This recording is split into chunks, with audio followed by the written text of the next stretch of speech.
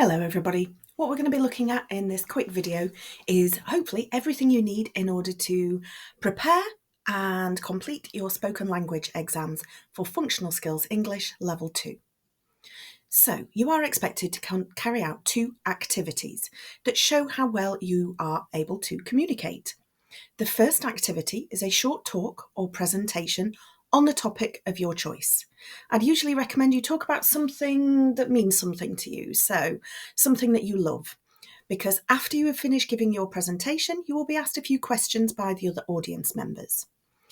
If you love the subject, chances are you'll have a better idea of the answers, as opposed to if you actually have to go out and research something. So topics can range from things like favourite holiday destinations, tell me about where you come from, tell me about your favourite foods, or as you can see hopefully in the background here, as my example, I put together just a very short, quick PowerPoint on greyhounds because it's something close to my heart. So although you can do a PowerPoint or a slides presentation to run in the background, you don't get marked on it, and it doesn't impact your grade for the piece at all. But it can help you structure and work out your timings for your presentation. If you just want to talk about, for example, your hometown, that's fine. But I would think about a couple of specific aspects that you want to talk about. So what is it famous for? Is there any famous people from there? What do you like about it most? And by making a short PowerPoint just with the pictures in the background, it can help inspire you and remind you what to talk about at each point. It also means that you shouldn't get to a stage where you suddenly panic and run out of things to talk about. Your presentation or short talk should be in the region of 5 minutes long, with a couple of minutes of question and answers afterwards. Each member of the group, and it's usually either 3 or 4 students, each member of the group will give their talk, answer some questions. Then we move on to the next student. And while they're speaking, you need to be thinking about what questions you want to be asking them. When everybody has given their talks, we'll have a break for a moment, relax, regroup, and then we'll have a discussion. And it's usually on a topic where you, again, don't have to carry out any research, but what we're looking for is your opinion and your ability to express that, your ability to communicate, that's all. So it could be on something as simple as what are your opinions of social media? Is it good for like your mental health? Is it good for children? Things like that. Or maintaining a good work-life balance. What is a good work-life balance? And, hints and tips, things like that. Just to show you quickly what a presentation, if you do decide to do one, if you do decide to do the PowerPoint or the slides, if you have a quick look at these ones. So I've just got an opening slide where I would introduce myself and the subject which I'm going to be talking about.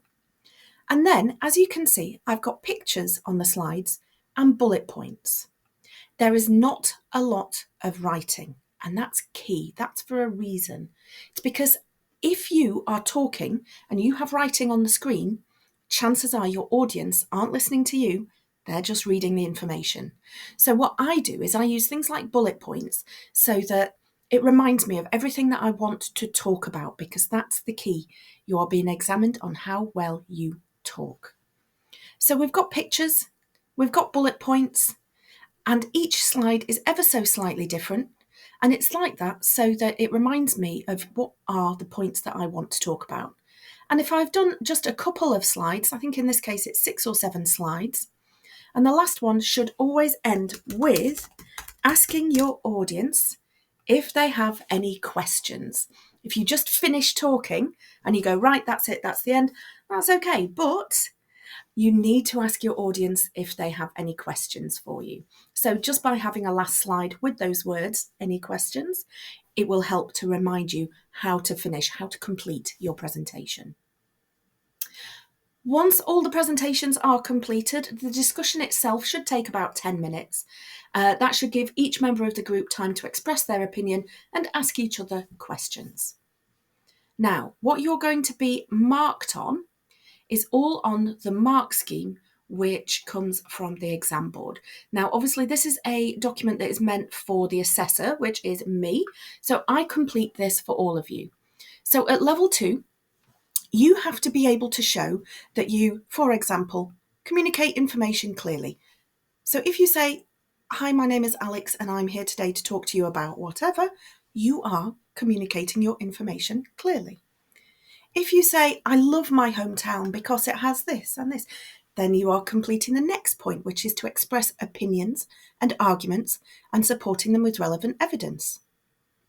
If you use appropriate language all the way through, again, we just tick these off. If you use things like appropriate language and make your contribution so that everybody there can understand and knows what you're talking about. So if you want to talk about, for example, a hobby that is particularly technical, that's fine. Just make sure that you're explaining what some of the terms mean before. You can't assume that everybody in the group knows what you're talking about. And then, as you can see, we've got things like, I have to make notes like this underneath where it says, so-and-so express their opinions. I have to put quotes in and little timestamps from the video to be able to prove that you have hit all of the relevant criteria. So that's it. The groups do tend to be small, as I said, 3 or 4 students and 1 member of staff. The member of staff leading is either myself or Steve Smith. And what we do is we will get everybody on, make sure you're all comfortable and ready to go.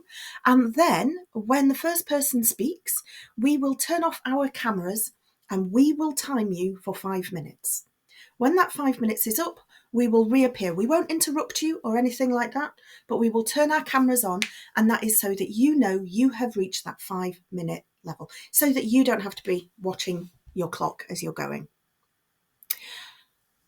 The groups do tend to be rather informal. They're very nice. Everybody comes on slightly nervous. It's understandable. You are talking with people that you're maybe not familiar with, you haven't met before, but everybody's in the same situation. So they're nice. Nobody's going to be asking you really difficult questions or anything like that. They are really, as I say, just very nice, informal situations. So even though you may be being recorded, nobody else is going to see the recordings apart from myself, and I submit them to the exam board, and that's it. So they're not going to be used for advertising purposes or anything like that, and I don't show videos of previous speaking and listening exams to other students. So that's it. As always, if you have any problems or questions, don't hesitate to get in touch. But other than that, I look forward to seeing you in your spoken language exams, and very best of luck.